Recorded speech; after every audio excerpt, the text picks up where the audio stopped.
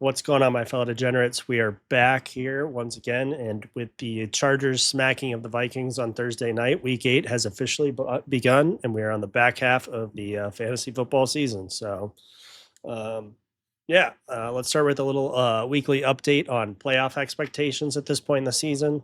So, I'll throw a chart up right here a little bit on what your chances are making the playoffs based on your record. So, if you're sitting at 7-0, 6-1, you're pretty 98%, 95%.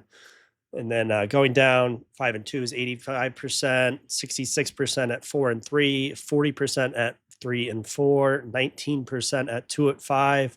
And then one win, you got 7%, zero wins, 3%. So, um, yeah, it's bleak if you're down in the 0 to 1 win range, but there's still hope out there for a few sub 500 teams to make the playoffs. But as weeks go on, obviously that percentage drops more and more.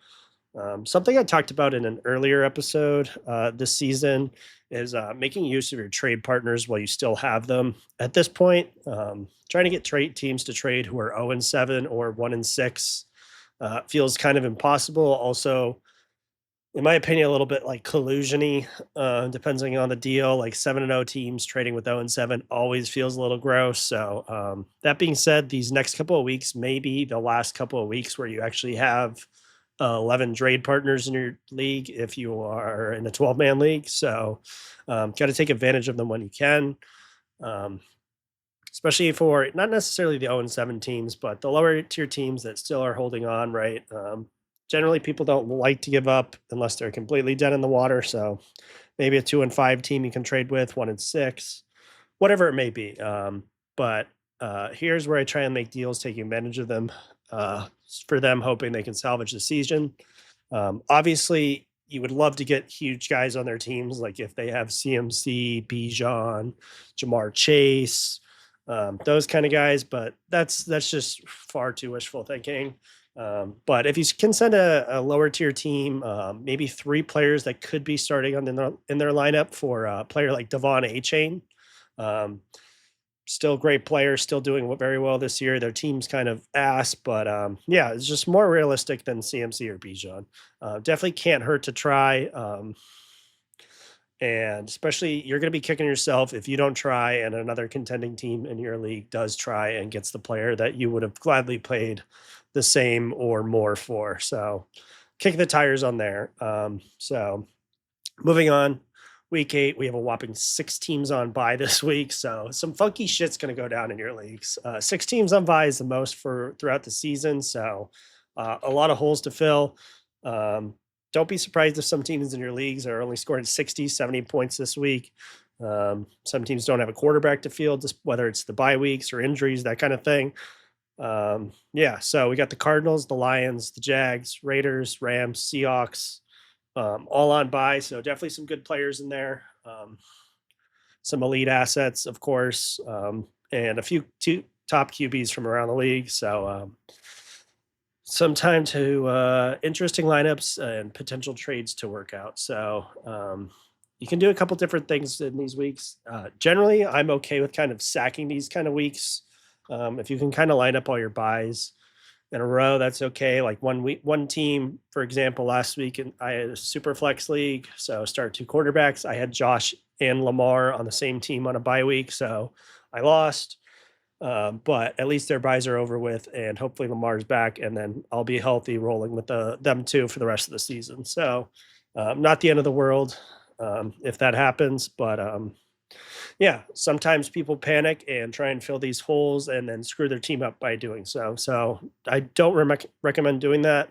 Um, Specifically with quarterback. Yeah, some people might panic and try and trade for Joe Flacco. I know a lot of teams are QB needy and trading for a guy like Joe Flacco, who may not be worth a whole lot. But looking at some trades on the fantasycalc.com trade database, in the past couple days, Joe Flacco's been traded for Matt Stafford straight up. He's been traded with Travion Henderson for Jaden Daniels and Stephon Diggs. He's been traded for Michael Penix and Tony Pollard, 2-for-1. So his value's kind of all over the place. Some of these deals are obviously much better than others, but they're all like they're all deals that are pretty interesting to make based on your team makeup. So, yeah, of course, Joe Flacco is going to sling the ball. I think he's averaging like 40 attempts a game, but that's quite a price to play, especially with the unknown of is Burrow going to be back for the fantasy playoffs or the NFL playoffs. So, yeah, I personally wouldn't go out and trade panic, try and win just for this week, but you do you. If the price is right, it makes sense. Um, so, on the topic of QBs, we have quite a few QB missteps this week. So, first off, on top of the six buys, we have Jaden Daniels out with an injury for his hamstring. Hopefully, it's just a 1 week thing, but we got Marcus Mariota stepping up for him. Um, and then next is Brock Purdy. He's been officially ruled out with his toe against the Texans. So Mac Jones gets the start once again. Lamar still totally up in the air. Some signs say he's pointing to the playing. Looking at like the betting lines, it looks like he's going to play, but the team still hasn't ruled him playing. If he does miss, they do have Tyler Huntley to step up and play. So we'll see there. The newest reports are Michael Penix may miss time as well. He's got a contusion, bone bruised on his knee. That would mean Kirk Cousins gets to start down there.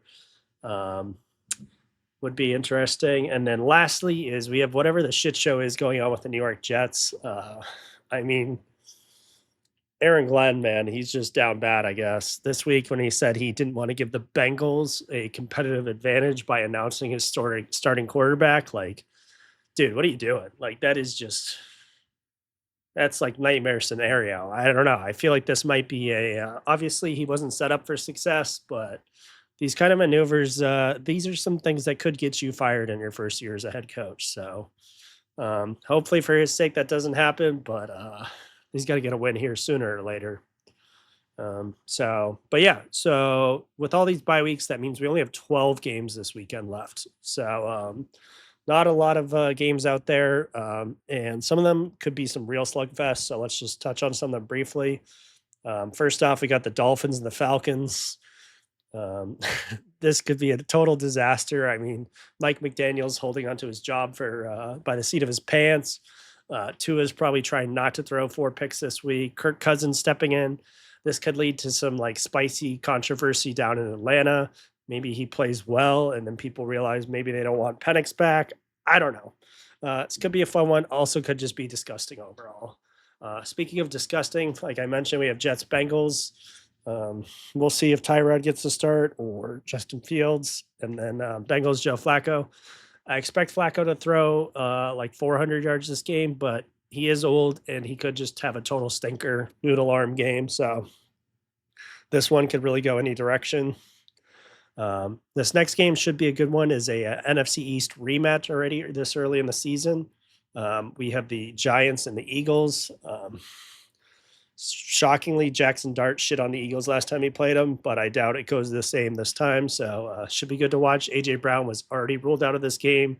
Bit of a bummer for Hurts the passing game, but he hasn't been doing a whole lot this year, anyways. Bears and Ravens matchup. It could be a sloppy game, especially if they have Tyler Huntley. This game really hinges on Lamar playing. Ravens desperately need a win if they want to keep their playoff hopes alive. That being said, their division isn't all too great, so I think they still kind of have they still have a path to first in their division and making the playoffs, even if they do lose this game. And then we got the Patriots and Browns. Drake May and the Pats look like a whole new team. Great environment over there with Coach Vrabel.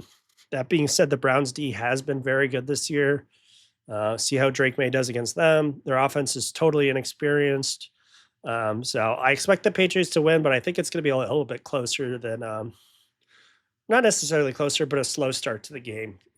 Drake May is not going to look like MVP Drake May, just slinging the ball. Then we got the Bills and the Panthers down in Charlotte. Honestly, I think the Bills coming off the bye are just going to destroy the Panthers. The only thing I'm really interested to watch this game is see what the backfield split looks like between Chuba Hubbard and Rico Dowdle.